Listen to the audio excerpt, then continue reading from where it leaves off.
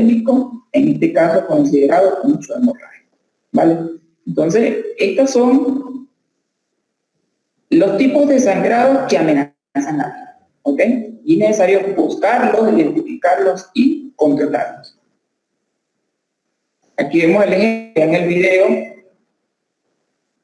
cómo es la exposición de un sangrado arterial, una hemorragia sanguinante, donde las clasificaciones de esta hemorragia es que la sangre sale intermitente, como se viendo aquí a chorrito, y es muy brillosa. Recuerden que las hemorragias arteriales son muy brillosas. ¿Por qué? Porque llevan gran concentración de oxígeno y este oxígeno le va a dar la brillosidad a esa sangre, ¿ok? Entonces hay que buscar la mejor forma de contener esa sangre como tal. En este caso, ya sea presión directa, empaquetamiento o método con herramienta de hemostasis como tal. En el cuadro derecho vemos a un paciente que ha sufrido un accidente de motocicleta como tal y se encuentra con una exposición de la masa, ¿sí?, del tejido muscular, y podemos visualizar claramente de que hay una fractura del tejido óseo, ¿ok? En donde nosotros cuando vemos esa imagen principalmente y vemos una herida como esta, quizás nos llama más la atención la gran exposición de músculo que hay, la salida de huesos, pero para nosotros no es importante en ese momento ese trauma que se está presentando. Para nosotros es importante si vemos un riego sanguíneo de este calibre que está saliendo a gran cantidad, ¿sí?, y que en menos de 5 minutos ese paciente va a perder la vida por la gran pérdida de sangre que tiene, ¿ok? Entonces nosotros debemos de priorizar, ¿ok? Esas lesiones distractoras como las que se ven ahí, tenemos que enfocarnos en esto, en la hemorragia que está presentando ese paciente, ¿vale?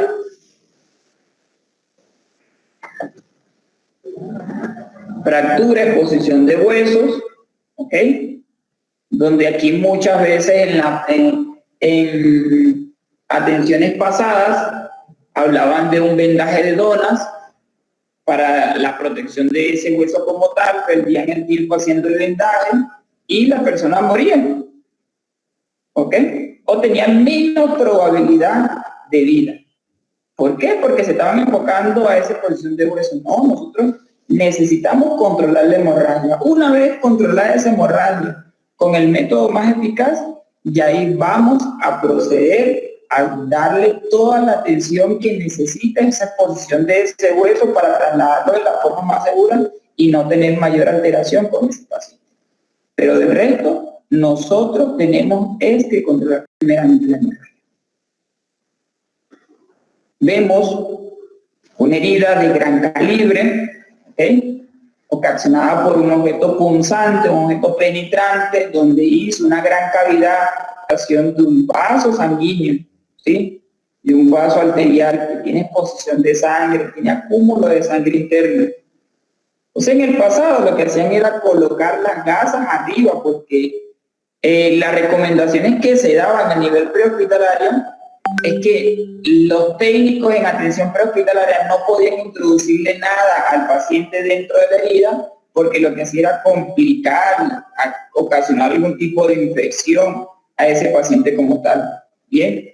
¿Por qué? Porque eran recomendaciones a nivel médica, eran recomendaciones de enfermería, respetando a los médicos y respetando a los enfermeros, para mí todo su respeto, pero elementos internos de los centros asistenciales, donde la realidad que nosotros vivimos a nivel prehospitalario es totalmente diferente.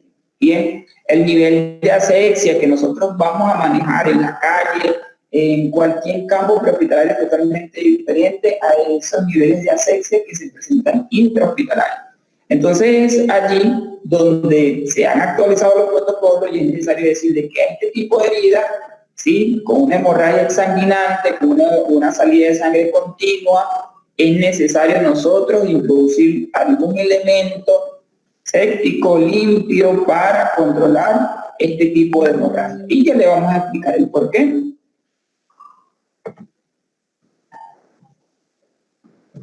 Heridas que pueden provocar la muerte por sangrado. Bien. Heridas en los brazos y en las piernas. principalmente campo de guerra, a nivel de campo de combate. Los pacientes o esas bajas que se presentan a nivel de campo mayormente son por heridas a nivel de las extremidades y tienden a morir si no se le da una atención específica a este tipo de muerte. ¿Sí? Entonces son las causas más frecuentes de muerte evitables por lesiones. Una amputación en una motocicleta por accidente de tránsito se puede evitar esa muerte. ¿Sí? En un accidente en un hogar se puede evitar esa muerte. En un accidente en una extremidad, en un taller de carpintería, siderúrgica, herrería, se puede controlar esa muerte como tal, se puede evitar.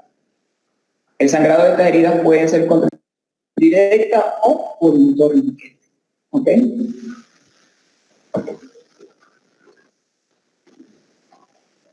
Heridas que pueden provocar la muerte, hablamos de heridas en el torso, bien, hablamos de heridas en las articulaciones, donde es muy importante, bien. Y aquí hago un pequeño paréntesis y le voy a dar un tips. Ese tips se está trabajando en la nueva evaluación cefalocaudal, ¿ok? Cuando nosotros hablamos de una evaluación cefalocaudal, recuerde que es una evaluación, para los que lo saben y para los que no lo saben, una evaluación cefalocaudal es desde la cabeza a los pies, ¿sí?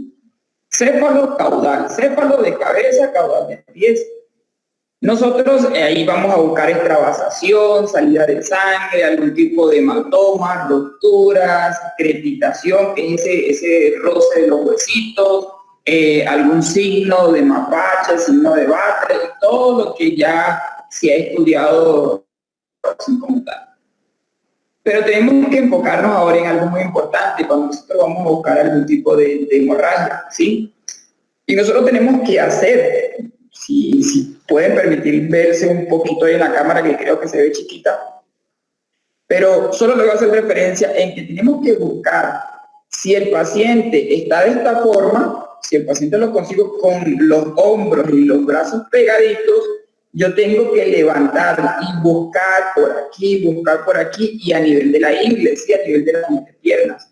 Porque esta posición de la persona puede estar haciendo un taponamiento de ese vaso sanguíneo que está siendo afectado, de esa hemorragia.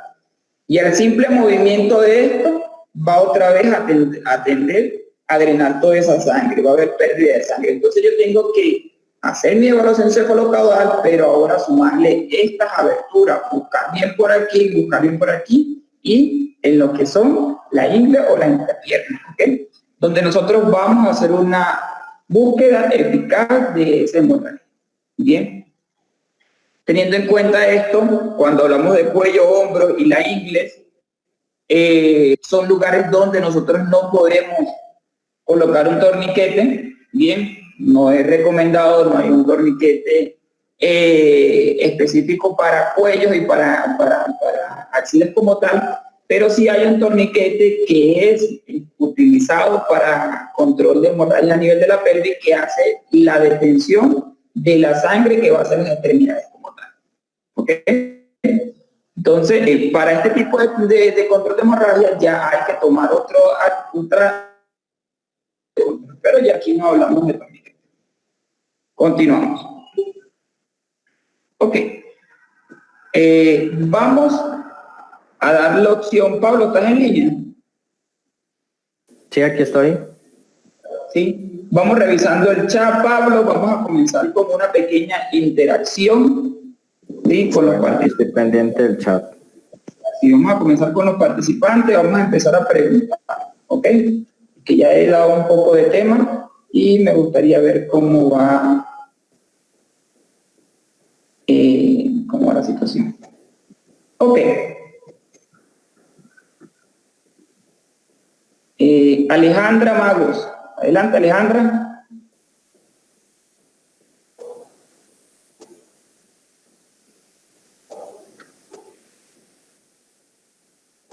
Alejandra Magos. Sí, dígame. Saludos, Alejandra, ¿cómo te va? ¿Qué tal? Hola, ¿qué tal? Buenas tardes. Bien, gracias a Dios. ¿Te manejas en el área de la atención prehospitalaria? ¿Eres personal nuevo, lego? Cuando hablamos de lego, es personal de atención prehospitalaria. ¿Eres enfermera? ¿Tienes algún nivel de medicina? Sí, soy médico general. Bien, Alejandro. Ok. ¿El tema ya lo has manejado o es un tema nuevo para ti? Pues sí, lo he manejado dentro del ámbito intrahospitalario. A mí todavía no me toca la parte extrahospitalaria o prehospitalaria. Y pues ahorita estoy tomando varios cursos referentes a eso. A mí lo que me toca pues es ya cuando los pacientes llegan al hospital, ya empaquetados, ya con el control de la hemorragia y pues para darle la atención secundaria pues a la herida, a la amputación o la herida que presenta el paciente. Bien, excelente, Alejandro. La última ha sido la recepción de esta actualización con compañeros médicos y enfermeros, quizás en el ámbito que te rodea, en ese centro hospitalario. ¿Han tenido buena recepción la colocación del torniquete o no? ¿Cómo lo ven ellos esta actualización? Pues sí, dentro del área en donde estoy, que es en el área de consulta externa y de urgencias, pues únicamente nos dan los principios básicos, ¿no? De cómo hacer el control de la hemorragia, de embalaje, taponamiento, pero pues ya una vez que el paciente está dentro del área de urgencias y más o menos ya llegó controlado el paciente, de pronto pues empezamos a revisar de pies a cabeza y encontramos algunas otras hemorragias secundarias o menores que de primera instancia no se nos habían reportado y pues para hacer la atención en ese momento, pero heridas así de grandes o de extensas, de primera instancia, pues no nos han tocado, no nos han dado realmente la capacitación porque de alguna forma pues estamos dentro ya del hospital, entonces por esa forma no nos toca pues hacer la atención inicial. A nosotros ya nos compete la atención secundaria o la resolución de la herida que presenta el paciente. ¿Has tenido algún quizás comentario de algún profesional intrahospitalario que no esté de acuerdo con las colocaciones de torniquete a nivel prehospitalario? Pues no, realmente no. Con los miembros del equipo con los que trabajo no he tenido alguna referencia sobre los torniquetes, porque se habla de que la respuesta debería de ser inmediata. En cuanto la ambulancia llega a la escena, recoge al paciente y lo trasladan a la unidad hospitalaria más cercana, pues no se habla de que no tardan más allá debería de ser menos de 1 hora el traslado. Entonces el torniquete que se les aplica, pues realmente no compromete la extremidad o no compromete de alguna forma el miembro de la persona. Simplemente es un recurso de emergencia que se opta para poder detener la sangre en ese momento y que les dé tiempo de trasladarlo de la unidad, del área de donde fue el accidente, hacia la unidad hospitalaria.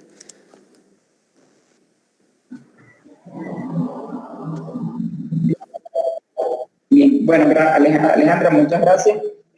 A pesar de las fallas que hemos tenido técnicas hasta ahorita, ¿cómo vas? ¿Cómo te has sentido en la capacitación? Pues dejando un poquito de lado el hecho del audio, que pues de forma correcta mencionaban que no es pues de alguna forma culpa suya, ¿no? Dependemos muchas veces del internet, del equipo que cada uno de nosotros esté ocupando, entonces por ese lado pues se entienden, ¿no? los inconvenientes técnicos, pero en cuanto al tema, al abordaje, al contenido, pues hasta ahorita sin problema, todo ha quedado claro y sin dudas hasta este momento. Bueno, muchas gracias, Alejandra.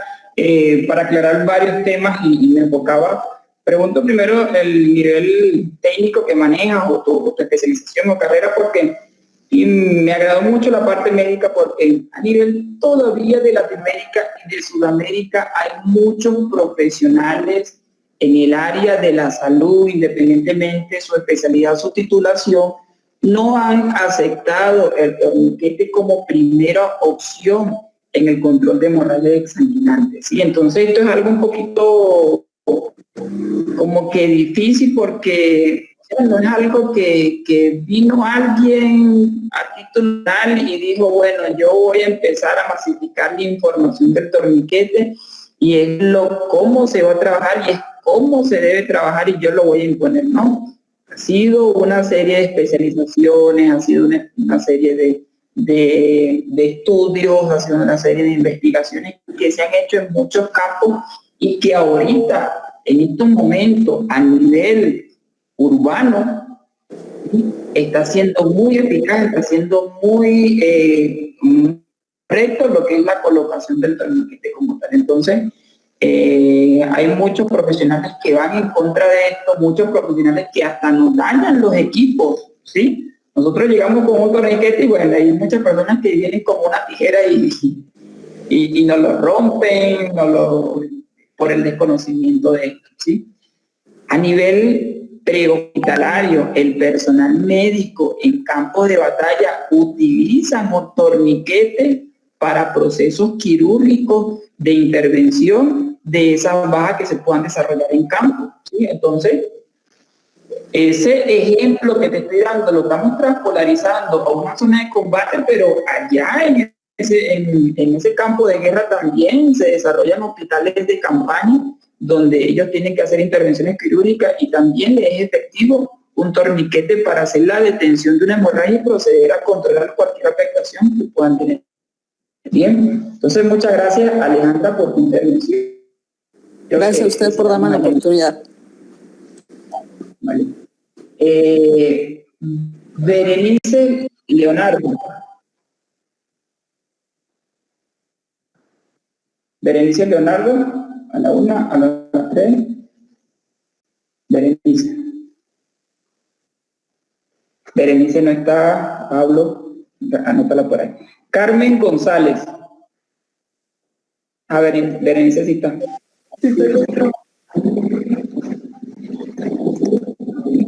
También hola, yo estoy. ¿Qué tal? ¿Cómo te va? Buenas noches. Bien. Yo me estaba corriendo por allá y te la hice correr. Bien, Berenice, cuéntame, Berenice, ¿de qué parte eres y en qué profesión te manejas, Berenice, si tienes alguna profesión en la parte de medicina? Pues soy paramédico, trabajo en la coordinación de protección civil de bomberos Metepec. Bien, Berenice. Felicidades, Berenice. Felicitaciones a todas que están en nuestro campo, que están en el área de salud. Créanme Sí, paramédico. Que se encuentren brindando atenciones para prolongar vida. Para mí es un orgullo cada vez que veo a una fémina en una ambulancia, en un camión de rescate, una fémina que está en un hospital. Eso me llena de orgullo porque es un buen nivel, sé y puedo confiar en cada una de las pacientes, de las personas femeninas que me reciben y los compañeros también. Berenice, ¿este tema de esto de BLI es nuevo para ti o ya lo has manejado? No, ya lo hemos manejado. ¿Cómo? Ya lo hemos manejado. Bueno, ya sabía de él, ya lo había escuchado también por cursos. Bien, bueno. Berenice, el consenso de Hartford, dime 2 organizaciones que se unieron para desarrollar este. ¿Para qué? Dime 2 organizaciones que se han reunido para desarrollar el consenso de Hartford. Se reunieron. Hay varias organizaciones que se reunieron para discutir estas actualizaciones. Dime 2 organizaciones de esas.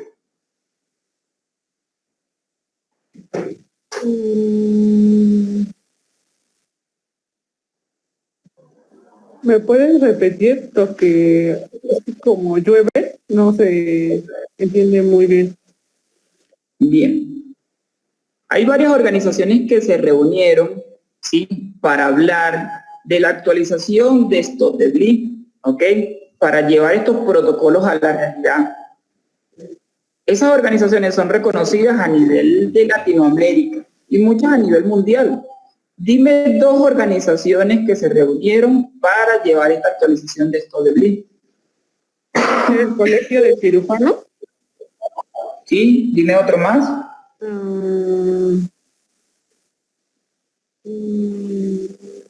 La Seguridad Nacional. Seguridad Nacional. Sí. Bueno, puede ser que sí. Puede ser. Bueno, bien, gracias, Berenice. Galdino Pacheco, para continuar con la capacidad. Galdino Pacheco.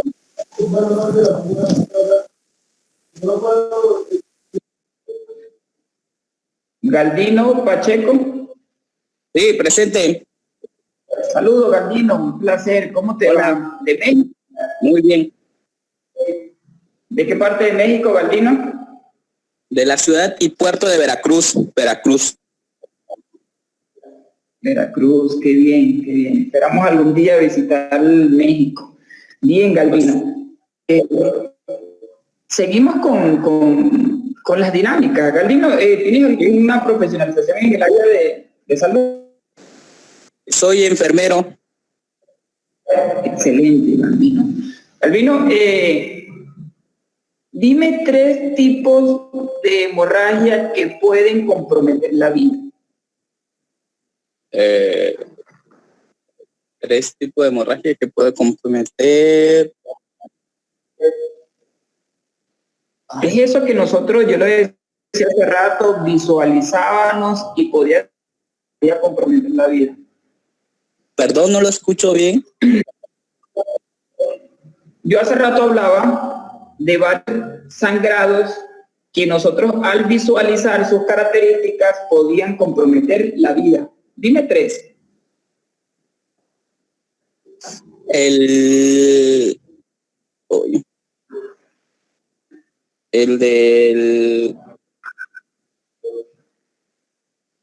de tórax. Bien, Bueno. Dime una característica de un sangrado en tórax. ¿Qué tú puedes ver antes de descubrir ese sangrado torácico? ¿Qué visualizas en la escena, en ese paciente?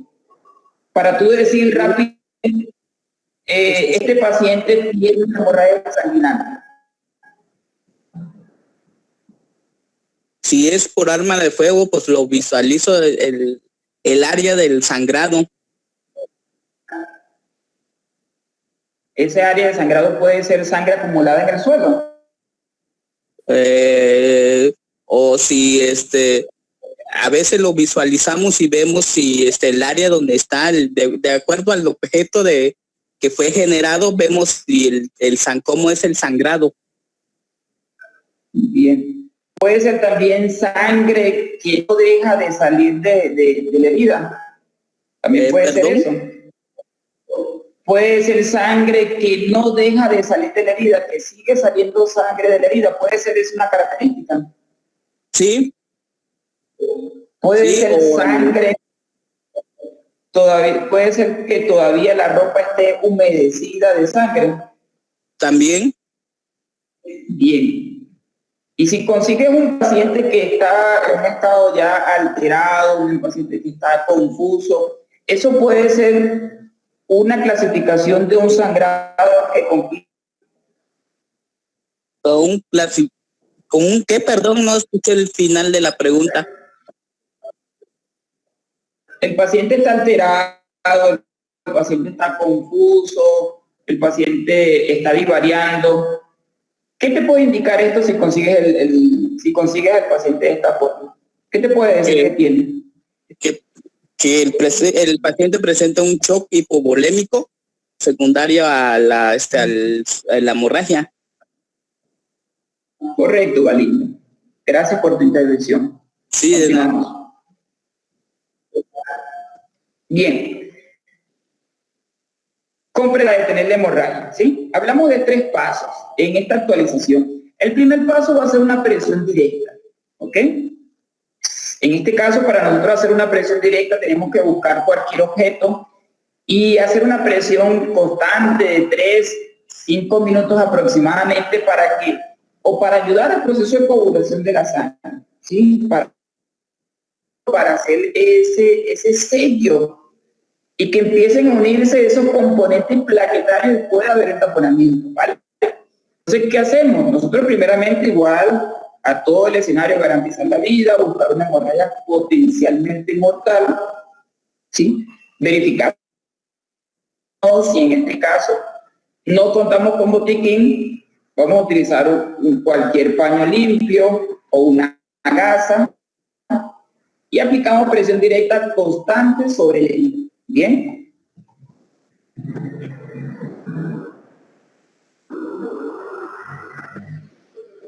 ¿Qué hacemos? Usamos las dos manos y tenemos que hacer una presión fuerte, ¿ok? Una presión fuerte sobre la herida. Usamos las dos manos si es posible, efectividad la mayor parte del tiempo para la hemorragia externa. La presión directa puede tenerse incluso un sangrado arterial mayor. Pero también decimos que el control de las hemorragias requiere una presión firme y continua hasta que lleguen los médicos respondedores, ¿vale? ¿Qué pasa entre el pro y el contra de la presión? De que si nosotros decidimos trasladar a esa persona, al levantarla, vamos a perder la presión que estamos haciendo, ¿ok? Si nosotros le vamos a hacer presión a esa persona hasta que llegue, en este caso, las respuestas más avanzadas, podemos hacerle presión porque vamos a permanecer en el lugar hasta que llegue la ambulancia. Pero si nosotros trasladarlo, esta presión directa quizás no va a ser 100% eficaz, ¿ok? Aquí vemos el ejemplo. Nosotros, en este caso, la persona, el respondedor bata que tiene, algo limpio, y hace una presión directa en la zona afectada. En este caso, es en la extremidad izquierda. ¿Qué es lo que hace? Una presión directa con las dos manos fuerte. ¿Ok?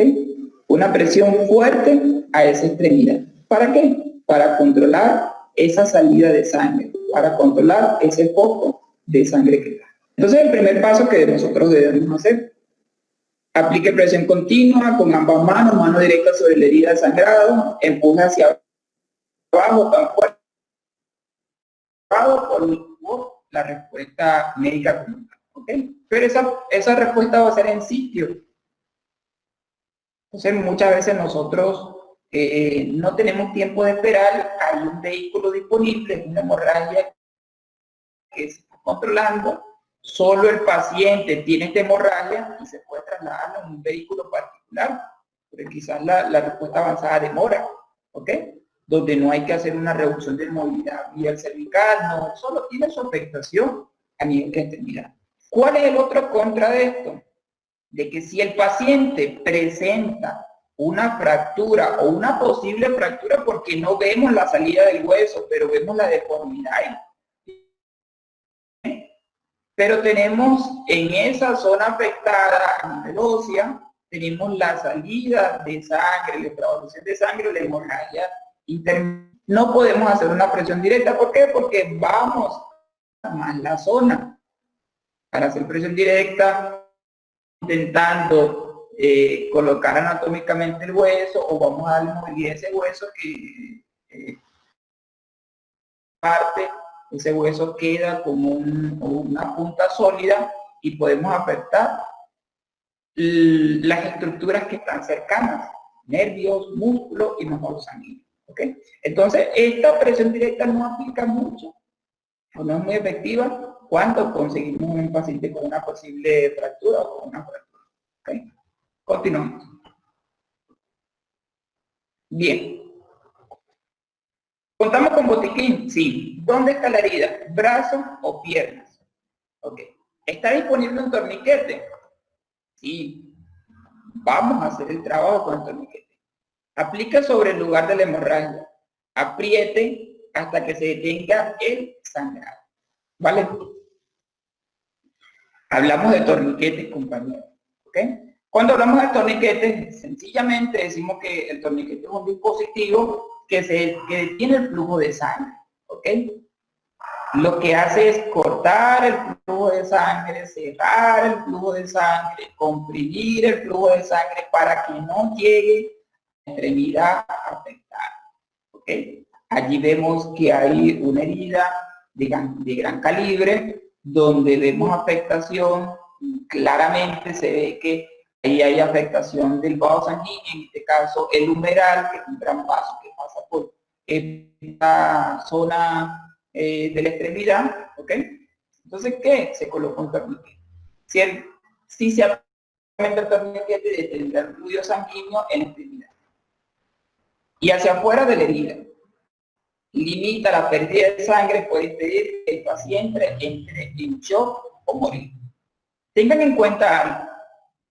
Se dice que un paciente puede durar menos de 5 minutos para perder la vida por una hemorragia sanguínea. ¿Bien? Pero ¿qué pasa? Esto también hay factores fisiológicos, fisiopatológicos del cuerpo humano que pueden alterar este tiempo como tal. ¿Sí? Yo he visto en escenarios amputaciones de que tienen más de 5 minutos, porque tengan en cuenta algo.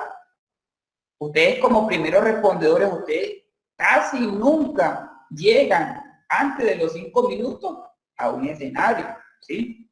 Ustedes muchas veces en una ambulancia se tardan 10, 15, 20 minutos y hasta más.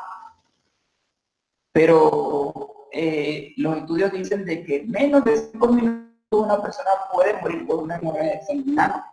Pero hay estudios fisiológicos que también ayudan a que ese paciente se desarrolle vasoconstricción y esto ayude a que no pierda tanta sangre comunitaria, ¿vale? Pero entonces, ¿qué pasa? De que teniendo en cuenta esto, ustedes tienen que decir cuánto fue el incidente, la emergencia, qué tiempo, preguntarle una vez al escenario, qué tiempo la persona se encuentra con esta herida. No, hace como 15, 10 minutos. Señores, ustedes ya no tienen que perder más tiempo. Muchas veces estamos acostumbrados a una palabra que se llama vamos a ver cómo evoluciona. Y ese vamos a ver cómo evoluciona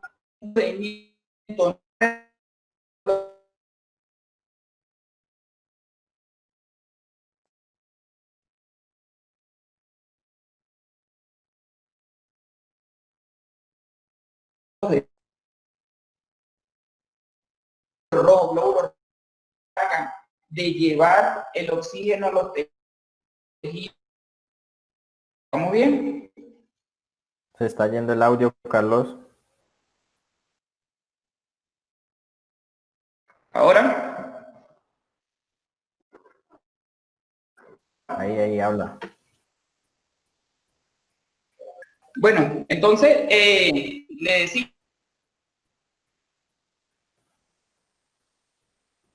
Se fue otra vez.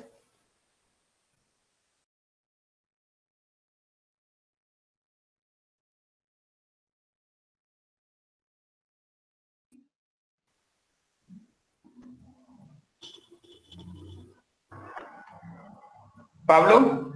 Dime. ¿Me oyes ahora? Sí, ahí te oigo. Bien, continuamos entonces. Entonces, señores, lo que les vengo diciendo, no debemos perder tiempo. Perdemos tiempo, ese paciente está perdiendo sangre, está perdiendo componentes sanguíneos, está perdiendo glóbulos rojos, está perdiendo plaquetas. Es lo principal que yo necesito para estabilizar ese paciente. El paciente está perdiendo sangre, está perdiendo oxígeno perfectamente los tejidos, y es donde tenemos a complicar el paciente, es donde el paciente rápidamente entra en un estado de shock. Entonces, no perdamos el tiempo en decir vamos a ver cómo evoluciona. No, hagamos el procedimiento corriente en este tipo de pacientes es torniquete, empachetamiento o presión directa en su defecto, ¿sí? No perdamos ese tiempo, por favor, porque sumando el tiempo que lleva el lesionado, sumándole el tiempo que yo duré para llegar a la escena, sumándole el tiempo que yo voy a durar para llevar al centro asistencial, muchas veces no se cumple. Eso alargamos esa hora dorada que es desde que sucede la emergencia hasta que está intervenido quirúrgicamente, ¿sí? Y allí tenemos responsabilidad de nosotros como primeros respondedores y tiene responsabilidad también la parte médica intrahospitalaria para darle una respuesta eficaz a esto y aumentar la probabilidad de vida de este paciente. Continuamos.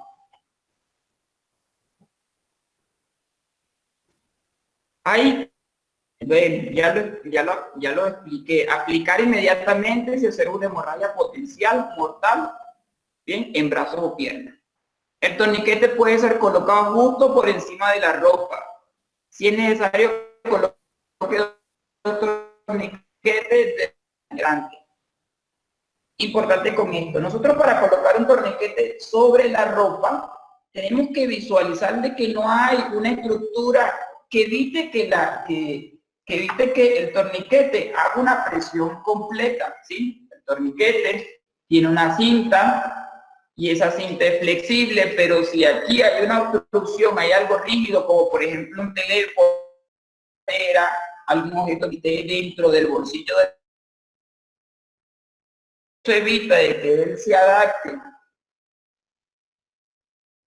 Si eso evita de que él no se adapte completamente a la estructura, no voy a hacer una presión eficaz con el torniquete y no va a haber un control eficaz de esa hemorragia como tal. Bien. En primera instancia recomendamos que ese torniquete se coloque 5 pulgadas sobre la herida como tal, ¿ok? Ya sea una amputación o ya sea una herida. Llevarlo como referencia, mi amputación es aquí en la mano, yo voy a contar aproximadamente como 5 deditos, ¿sí? Amputación aquí, 5 deditos rapidito, para no perdernos en pulgadas, para no perdernos en centímetros, en milímetros, porque hay muchos que no están ubicados en eso. Entonces yo, 5 dedos aproximadamente, aquí yo sé que iba a estar una amputación de mano, ¿vale? Una herida exsanguinante de esta parte a nivel radial, a nivel de la mano, coloco aquí, ¿ok? Pero tengo que visualizar de que aquí no hay, por ejemplo, yo tengo un bolsillo en esta estructura de esta camiseta. Si tengo algo, yo tengo que sacar eso, retirarlo y colocarlo en torniquete, porque no lo puedo hacer sobre esa estructura, ¿vale? Pero ¿qué pasa? De que si yo estoy en un área hostil, ese paciente es resultante de un conflicto armado, de un atentado, de un robo, de una explosión, bien, yo no me voy a perder el tiempo contando 5 deditos, ¿ok? Si yo no sé dónde está la hemorragia y tengo todo esto bañado en sangre, todo esto lleno de sangre, yo no sé dónde está la hemorragia, yo no voy a perder el tiempo descubriendo, no. Yo voy a colocar el torniquete lo más alto y apretado posible, ¿sí? Recordando de que la extremidad, la parte esta, distal y proximal. Entonces se dice que el torniquete se coloca lo más proximal posible y lo más apretado, lo más arriba. Porque si yo pierdo el tiempo buscando hemorragia en toda esta estructura o en toda la estructura de la pierna, voy a perder tiempo, voy a perder segundos, voy a perder sangre de ese paciente que va a terminar perdiendo la vida. Entonces, ¿qué es lo que yo voy a hacer? Rápidamente lo coloco aquí arriba.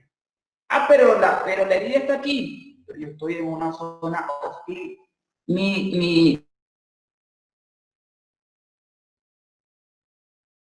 Perder el tiempo descubriendo, buscando una tijera en mi maletín, buscando una cuchilla o algo para descubrir. No.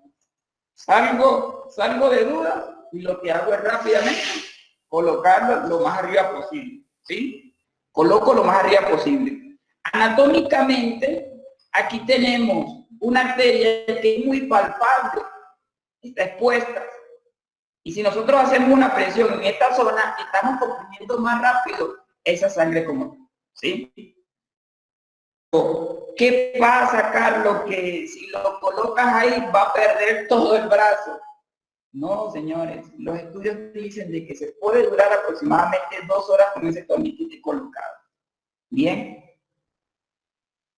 No lo dice Pablo, no lo dice estudio según el basamento, el estudio realizado en campo, ¿sí? Entonces, que yo coloque el torniquete aquí, no quiere decir que va a perder la extremidad. Bien, ¿y por qué? Porque el escena, repito, es inseguro. No sé dónde está la hemorragia, ¿sí? Quizás la hemorragia está aquí y yo veo la salida, lo coloco aquí y ya lo transporto. Y cuando vengo, él sigue saliendo sangre porque la hemorragia está más arriba. Entonces, para evitarse cualquier duda, lo más alto y apretado posible. ¿Sí? Continuamos. Bien, se dice que coloque 2 a 3 pulgadas por encima de la herida de sangrado. No aplique directamente sobre las articulaciones, rodillas o codos. No debemos de colocarlo en las articulaciones porque nosotros lo que necesitamos hacer presión es músculo. El músculo, componentes sanguíneos, que en este caso son los vasos sanguíneos, ¿sí? El músculo le hace una presión a ese vaso sanguíneo, ese músculo, bien, le hace una presión a ese vaso sanguíneo como tal, y es donde se presiona y hace el cierre natural o por presión o cierre mecánico de ese vaso sanguíneo como tal. Bien, sobre articulaciones, porque si lo hacemos sobre la rótula, estamos presionando hueso. Si lo hacemos sobre el codo, estamos presionando. No estamos haciendo una presión eficaz como tal, ¿sí? Entonces, debajo de articulaciones, sobre articulaciones, todo lo torniquete que quieran, ¿vale? Yo tengo mi amputación aquí, ¿sí? No sé si me logran ver, me voy a colocar aquí. Tengo mi amputación aquí. Justamente los 5 deditos me dan a mi articulación. No lo voy a colocar el torniquete sobre la articulación, lo voy a colocar más arriba. Sí, vuelvo y repito, mi amputación es aquí. Cuento 5 deditos y justamente el torniquete me da en el codo. No, voy a contar 4 deditos más arriba y aquí coloco mi torniquete. Porque si lo coloco en la articulación, voy a fallar con mi presión. Bien, continuamos. Necesito escuchar sí, sí, sí, sí y los no. Párate aquí para leerlo rapidito.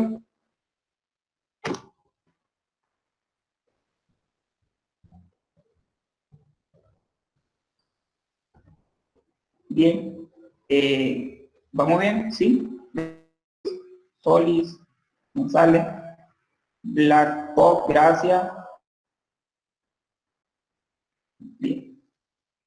Bien, comenzamos. Seguimos entonces, compañeros. No aplicar directamente sobre las articulaciones, no aplicar directamente sobre algún bolsillo que contenga objetos voluminosos. Ya lo explicamos. Bien. Aprieta el torniquete hasta que se detenga el sangrado. ¿Hasta cuándo se debe de apretar o darle vuelta a esa estructura del torniquete? Hasta que yo deje de visualizar salida de sangre o hasta que yo chequee el pulso distal y no tenga pulso distal. ¿Sí? Perdón. Bien. Enseñamos una serie básica de torniquetes. Estamos trabajando con una presentación de Stodebly. Stodebly nos recomienda de los torniquetes de su propia fabricación, pero también tengo que aclararle de que ahorita en el mercado hay más de torniquetes durados para lo que es el control de hemorragias exsanguinantes. Hay organizaciones, no las voy a nombrar, que dan el aval para lo que es la aprobación de la utilización de torniquetes como tal.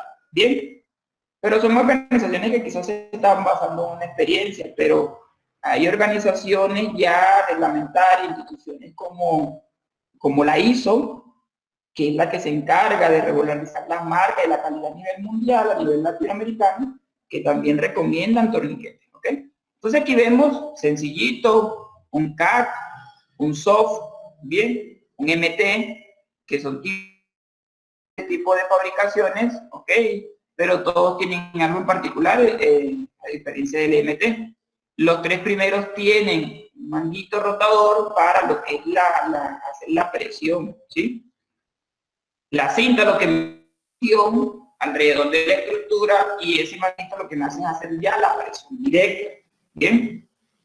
Y el último ya es un torniquete, en este caso neumático, que lo que hace es hacer una presión mediante la fuerza de aire que se puede concentrar. Vemos el torniquete CAC que tenemos aquí en la puntuación, ¿bien? Es un torniquete, uno de los primeros torniquetes que elaboraron, ¿ok? Tienen